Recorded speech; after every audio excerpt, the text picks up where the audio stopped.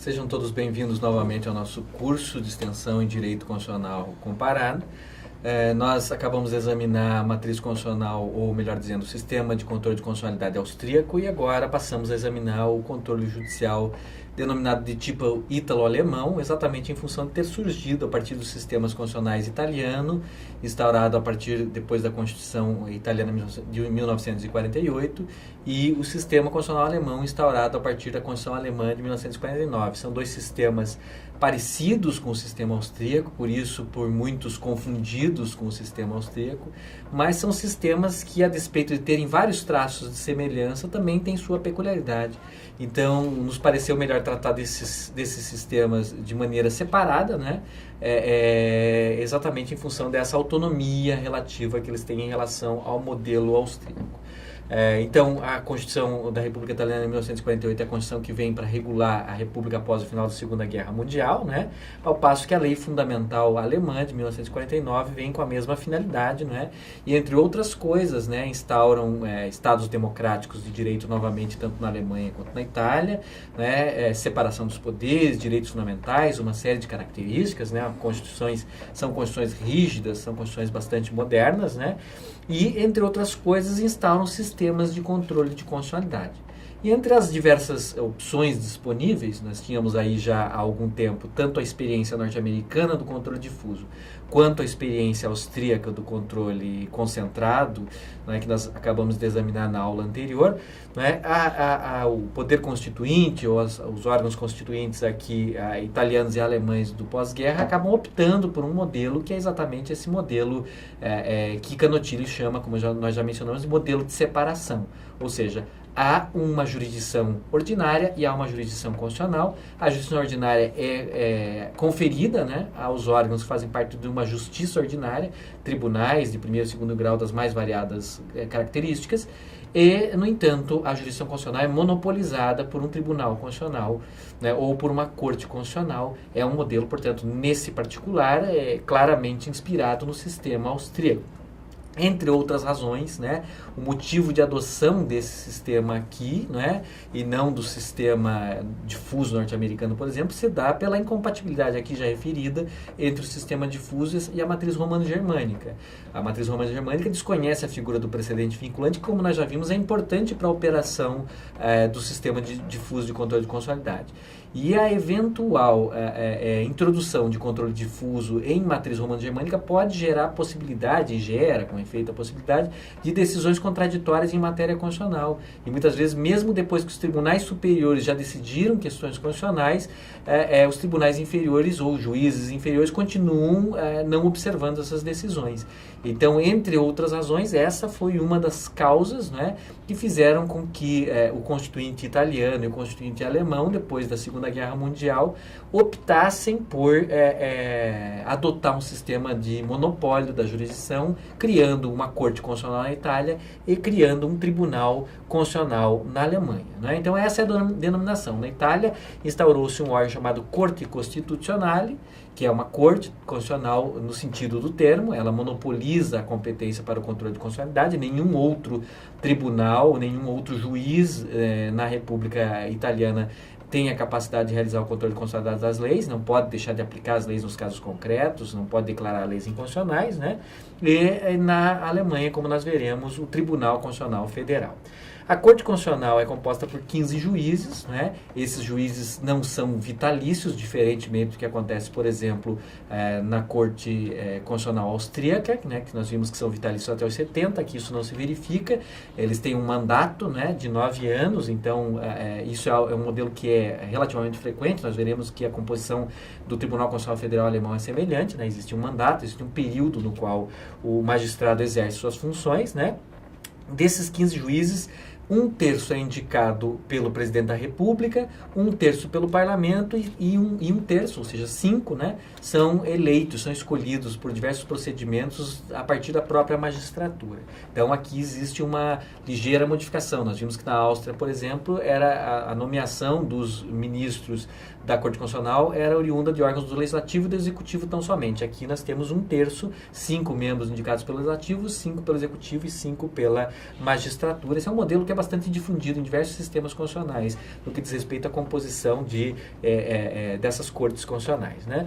Na Alemanha nós temos o Tribunal Constitucional Federal alemão, Bundesverfassungsgericht, não é? Ou seja, Gericht é tribunal, Verfassungs é Constituição, Bundes federal. Então, Tribunal Constitucional Federal alemão, famoso órgão aí por várias razões, né? Hoje nós sabemos que o direito constitucional alemão tem um grande protagonismo, né? Uma grande visibilidade no mundo todo, né? Por vários motivos, e esse órgão tem um protagonismo importante também. Muitas decisões importantes foram proferidas pelo Tribunal Constitucional Federal alemão desde a sua criação com a Constituição, com a Lei de Bonn, com a Lei Fundamental Alemã de 1949, né? É composto por 16 juízes, um juiz a mais do que o órgão homólogo italiano, que nós acabamos de mencionar, né? E eles também são escolhidos para um mandato, né? Ou seja, eles têm um período de investidura limitado, né? Que é de 12 anos, ou seja, um pouco maior do que o italiano, que é de 9 anos.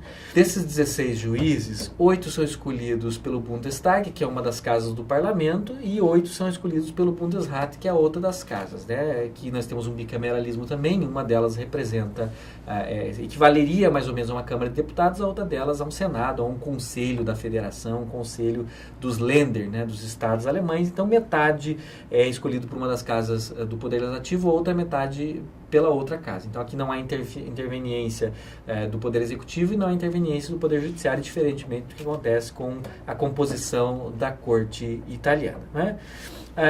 O mecanismo aqui básico também é a ação direta, não é? Mas nós temos concorrentemente com a ação direta o controle incidental, e de uma forma mais importante do que ocorre no sistema austríaco. Nós vimos que no sistema austríaco o sistema austríaco surge para operar fundamentalmente por ações diretas, e que o controle incidental é depois timidamente introduzido por uma emenda constitucional em 1929.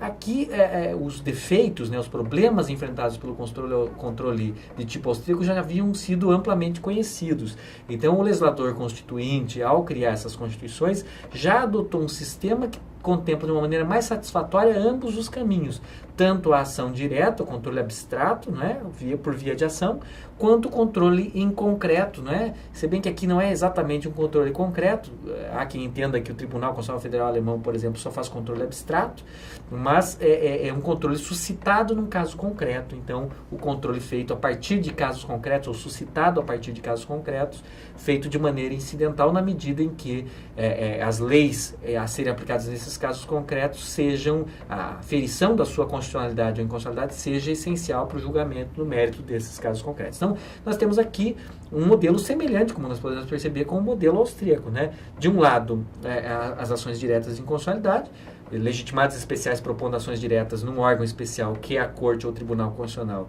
que profere decisões com eficácia geral, não é? Ou seja, se declarada inconstitucional a lei é retirada do sistema jurídico para todos, não é? E, de outro lado, também a possibilidade de controle a partir de casos concretos, né? Controle instaurado a partir de casos concretos, mas nós vamos examinar como é que esse controle se dá, né? Uma das características distintivas entre o sistema de controle austríaco e o sistema italiano e alemão é exatamente esse incremento ao controle incidental.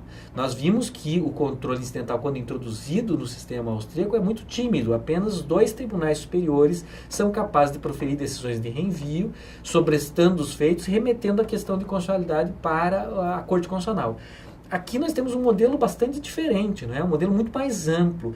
Todos os órgãos judiciais têm a capacidade, quando exercem a jurisdição para julgar casos concretos envolvendo particulares, litígios entre particulares, ou mesmo litígios entre particulares e administração pública, né? Enfim, quando exerce a sua jurisdição ordinária e em um caso concreto surge uma dúvida, né? uma impugnação, uma arguição de inconstitucionalidade relativamente a uma lei aplicável àquele caso concreto, qualquer órgão jurisdicional possui a prerrogativa, ou até mesmo para alguns o dever, de, havendo plausibilidade na arguição, não sendo ela manifestamente incabível, né, proferir uma decisão de reenvio com a mesma característica das decisões de reenvio austríacas que nós já examinamos. O sobrestamento do processo, remessa do processo para a Corte Constitucional ou Tribunal Constitucional, julgamento da questão prejudicial de constitucionalidade, ou seja, julgamento se a lei é constitucional ou inconstitucional, que sendo constitucional será aplicada e não sendo, não será aplicada, e isso vai afetar o mérito do julgamento daquele caso concreto. E depois, devolução desse processo da Corte ou Tribunal Constitucional para o órgão jurisdicional que proferiu a decisão de reenvio, ou seja, para o órgão perante o qual estava aquela causa, no qual aquela causa estava tramitando, para que ele termine o julgamento. Então, é uma ampliação enorme desse controle feito por iniciativa ou por provocação do Poder Judiciário. Se na Áustria são só 2 tribunais superiores que podiam fazer isso a partir de 1929, na Alemanha e na Itália, desde as Constituições de 49 e 48, respectivamente, qualquer órgão, seja um juiz de primeiro grau, sejam tribunais inferiores ou sejam tribunais superiores, podem, quando no exercício da jurisdição precisarem aferir se uma determinada lei é constitucional ou inconstitucional, podem suspender o julgamento e remeter a questão para a Corte Constitucional ou Tribunal Constitucional. Essa é uma grande mudança e, em meu ponto de vista, é uma grande diferença que distingue fortemente o sistema austríaco do sistema italiano e do sistema alemão, exatamente porque eles incrementam e favorecem muito esse controle feito incidentalmente, né? Então, essa é uma diferença importante. A estrutura é semelhante, uma jurisdição separada, né, ordinária e constitucional, uma Corte ou Tribunal Constitucional que monopoliza o controle de constitucionalidade, mas o modo como o controle incidental é feito é muito mais amplo. Então, esses sistemas me parecem inconfundíveis com o sistema austríaco. Além disso, tem outra diferença que é ainda talvez mais importante do que essa que nós acabamos de mencionar, que é exatamente a teoria da invalidade da lei inconstitucional que informa o sistema italiano e o sistema alemão, que é diversa do sistema austríaco. Nós vimos na aula anterior que o sistema austríaco está baseado na teoria da invalidade da lei inconstitucional, que entende que a inconstitucionalidade é uma mera anulabilidade. A lei inconstitucional, assim, é vista como meramente anulável, e a decisão que julga a lei inconstitucional é vista como anulatória, né? Como constitutiva negativa ou desconstitutiva da lei e, portanto, opera com eficácia irretroativa ou mesmo futura. Esses sistemas se apartam dessa lógica, né? Tanto na Itália quanto na Alemanha, conforme ensina o professor Mauro Capelletti, essas decisões têm eficácia. Primeiro, a teoria ou a noção é de que a lei inconstitucional é uma lei nula.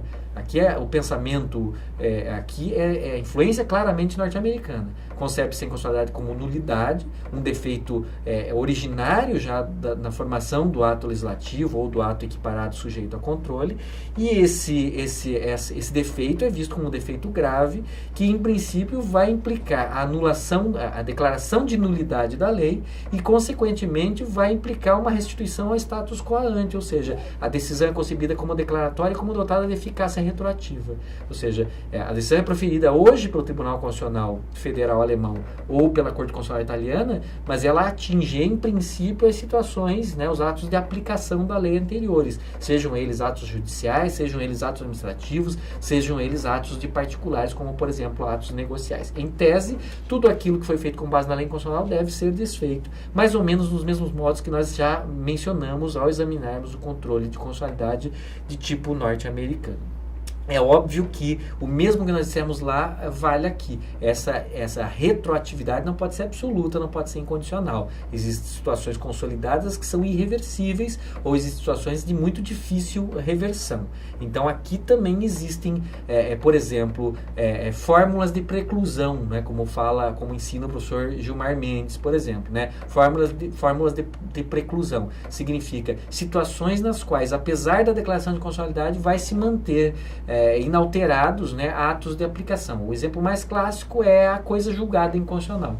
A coisa julgada inconstitucional em matéria civil, principalmente, né, depois de transcorrido o prazo para ação rescisória, normalmente não pode ser afetada nem mesmo pela declaração superveniente de inconstitucionalidade da lei que serviu de fundamento para a decisão que transitou em julgado. Né? Então, por questões de compatibilização do controle de constitucionalidade com imperativos de segurança jurídica, existem limites para essa retroatividade. Então, o mesmo que nós vimos com relação aos Estados Unidos da América vale aqui. Essa retroatividade não é incondicional. Pode existir situações que efetivamente funcionem como um óbice a essa retroatividade. Mas a regra é que a declaração, que a decisão que considera uma lei inconstitucional seja encarada como uma decisão declaratória de uma nulidade e que, portanto, a eficácia seja retroativa e que, portanto, tanto quanto possível, os atos praticados com base na lei inconstitucional sejam desfeitos, as situações sejam, tanto quanto possível, revertidas ao status quo